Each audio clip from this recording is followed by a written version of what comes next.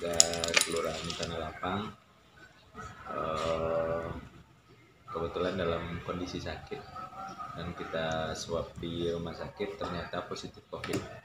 Oleh sebab itu pengembangan dari itu kita harus melakukan tracking lanjutan. Ada sekitar 60 ya, 60 yang kita tracking. Dari 60 itu ketemu positif 6, yaitu pihak keluarga dan juga ada tetangga. Artinya dari hasil tracking yang dari hasil positif yang 6 ini kita harus tracking tahap 2, harus melakukan tracking tahap 2 karena ada yang positif itu anak beliau yang bersekolah, berarti sekolah kita juga harus tracking anak-anak teman selokal itu dan lain-lain sebagainya yang terkontak fisik. Jadi jalurnya seperti itu, jalurnya dari yang positif itu langsung kita cari kontak fisik, dan itu memang langkah yang akan kita lakukan dan saya yakin berkemungkinan ini memang akan bertambah lagi, tapi ini langkah kita dalam rangka mendeteksi secara dini, melakukan tracking tersebut dan bisa menangani secara cepat. Jadi itu yang langkah yang kita lakukan. Tadi malam Bapak telah melakukan tracking di Desa Tangsi ya Pak. Ya, kita lakukan tracking dan kita khusus untuk sholat id yang rencananya di lapangan Umbi Lin itu kan kita geser, kita bagi ke 5 masjid dan musola yang 5 masjid yang ada di daerah seputaran kota Sawalunto. Ini dalam rangka meminimalisir terjadinya penumpukan massa di satu tempat. Itu kita geser malam tadi. Sebenarnya kan Pak, kalau dari Pemko sendiri kan selama ini apa yang telah dilakukan Pemko kan sudah maksimal. Ini sering terjadi dari kedatangan warga pendatangan Pak. Ya. Nah, apakah nanti Bapak akan membuka posko lagi seperti sebelumnya di perbatasan gitu? Apakah ada tindak lanjut seperti itu? Untuk posko sebenarnya kita bisa melaksanakan itu waktu PSBB pembatasan. Pada hari ini kita tidak PSBB lagi, kita melakukan yang namanya tatanan baru normal COVID. Artinya tidak ada lagi pembatasan akses masuk orang untuk keluar masuk ke Sawalunto. Tetapi kami menghimbau kepada seluruh masyarakat, kepada orang yang mau masuk Sawalunto melaporkan ke pemerintah desa dan kelurahan, melaporkan dan melakukan isolasi mandiri sesuai dengan standar protokol COVID-19. Dan kalau kita lihat pasien yang kemarin itu memang sudah isolasi, cuma tidak maksimal.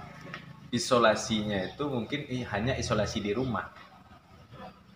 Sebenarnya isolasi itu bukan di rumah, di dalam kamar. Jadi ini kan kontak fisiknya yang positif tambahan itu kan keluarga. Jadi tidak berhubungan dengan keluarga, itu. Nah, jadi itu yang sudah kita lakukan dan kita menghimbau dan kita memang tidak melakukan pembatasan.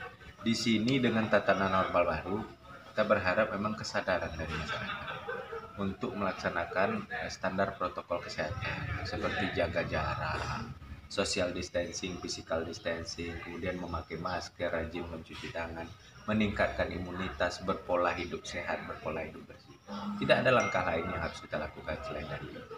Kita mungkin tidak bisa berlama-lama dengan hanya berdiam diri di rumah. Kita harus melaksanakan aktivitas sehari-hari, tapi sesuai standar protokol kesehatan. Ini kan terkait apa? Ini kan 6 nih Pak, di Sawalunto tuh rekor ya Pak istilahnya. Kita selama ini kan cuma 1-2 rekor ya Pak ya. Nanti kalau seandainya setelah tracking masif terjadi kan, nanti ada lagi, kira-kira kita bicara anggaran nih Pak, kira-kira ada nggak anggaran Pemko untuk perawatan terhadap orang-orang yang apa ini? Nah, untuk pasien, kalau PDP itu dirujuk. Oh, dirujuk. Dan untuk perujukan, untuk biaya kan dari BPJS. Oh, gitu. Nah, tetapi kalau yang tidak dirujuk, yang ODP, yang OTG, orang tanpa gejala, itu isolasi. Jadi mekanismenya ada 2. Kalau pasien itu nanti kita rujuk, tetapi kalau yang tidak sakit isolasi. Nah, kita sudah siapkan di OBDP. Ya, Balai Diklat Tambang Watara. Yang kita tracking 60 yang kemarin itu adalah memang yang terkontak langsung, memang yang punya hubungan dan kaitan erat dengan pasien. Kami tidak dapat informasi bahwa ada yang menolak, memang tidak dapat informasi. Kemudian kemarin kita hubungi lurah, tolong dirapatkan di tingkat kelurahan bersama RT RW, kemudian BPD LPM-nya. Artinya ada pembatasan secara khusus.